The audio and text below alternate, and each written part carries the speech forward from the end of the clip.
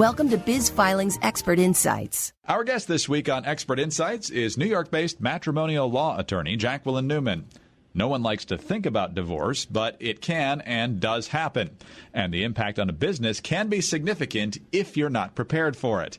Jacqueline joins me now to discuss the importance of divorce-proofing your business and how to do it effectively. And Jacqueline, thanks so much for being with us. Thanks so much for having me. Well, nobody thinks when they get married, obviously, that their marriage is going to end before one of them passes away, but it does happen. The rates in this country are pretty high, unfortunately. How often is the disposition of a business part of the divorce cases you handle? You know, it's a large part of our businesses, of the divorce cases that we handle. We deal generally in the high net worth space in New York City. So as you can imagine, many people are business owners, so it is something that we come across quite frequently. What can be the outcome for those who don't take precautions? It can be pretty bad. So one of the things that can happen is that the business would be valued.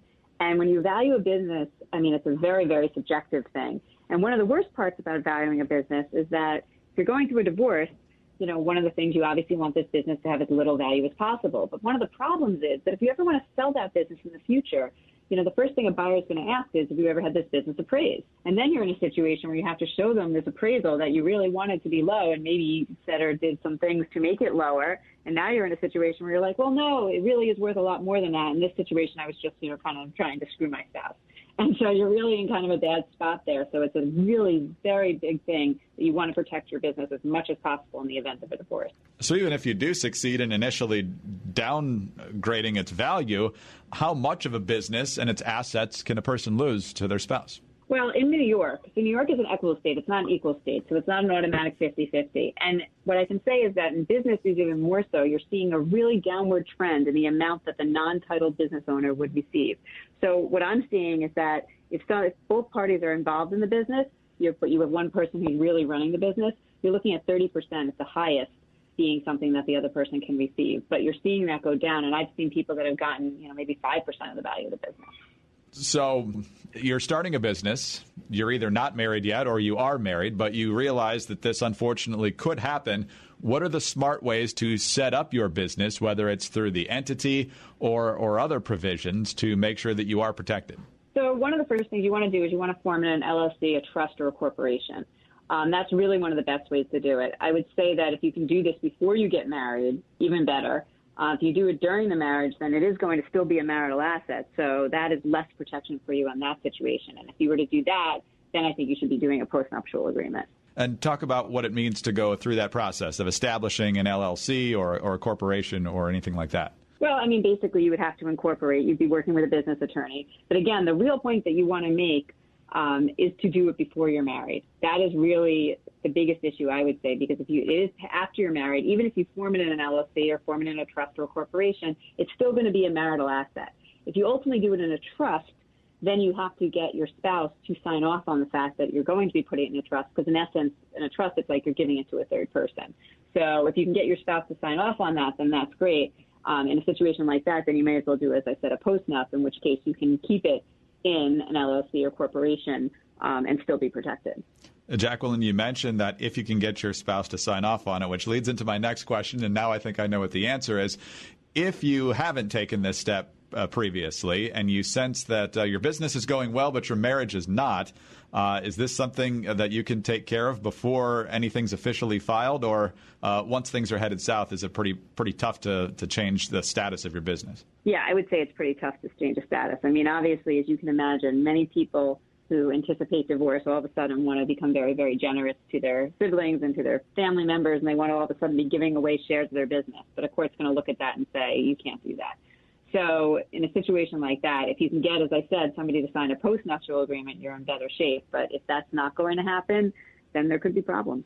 We're talking with Jacqueline Newman. She is a New York-based matrimonial law attorney. And Jacqueline, there might be times, in fact, I'm sure there's plenty of times, where a business owner thinks the marriage is going great, and he's not sure, of course, how long he's going to live or stay in business. And he would love for the assets to go to his beloved wife. But at the same time, of course, you never know when a marriage could potentially head south. So how do you encourage folks to navigate something like that?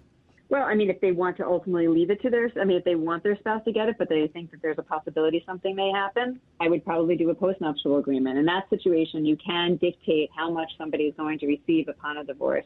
It's probably your best way to protect if, in fact, you have not done a prenuptial agreement before you were married. It's really, again, businesses are just, it's so questionable as to how much someone is going to get and what the values are going to be. And, and there's tax affecting, and there's just so much variability when it comes to businesses that having a document, whether it be a prenup or a postnup, is really the best way to protect yourself. We touched on this a little bit earlier, but I'd like to dig a little deeper.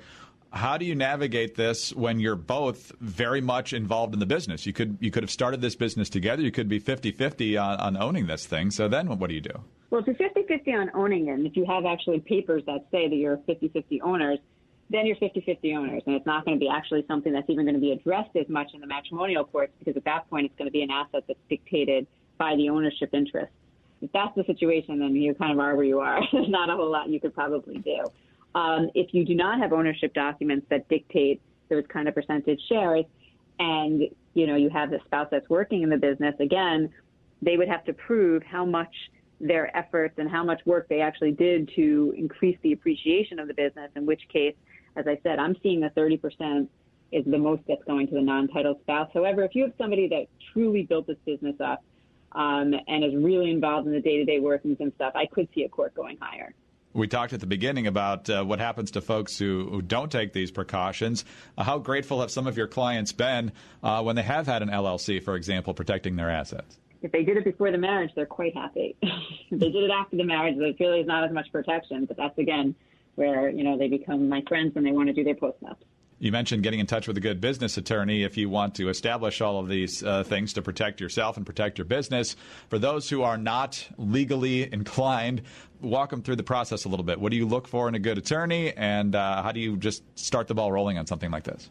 Well, to find a good attorney, you really, probably I would say more often than not word of mouth. If you know somebody else that has worked with this attorney before, has had positive experiences, someone who's obviously knowledgeable. I'm a big advocate of not working as much with general practitioners, but working with people that specialize. So I would say that's really your first step. Then once you get the good business attorney, they're really going to take you through all the process. It's a lot of paperwork, and you just have to make some decisions along the way. But finding the right attorney and making sure it's somebody that this is what they do day in and day out, I think is a really important step.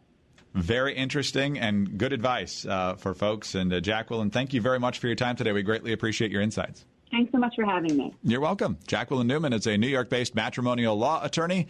I'm Greg Corombos, and for more information on this topic, please call Biz Filings at 844-202-0707.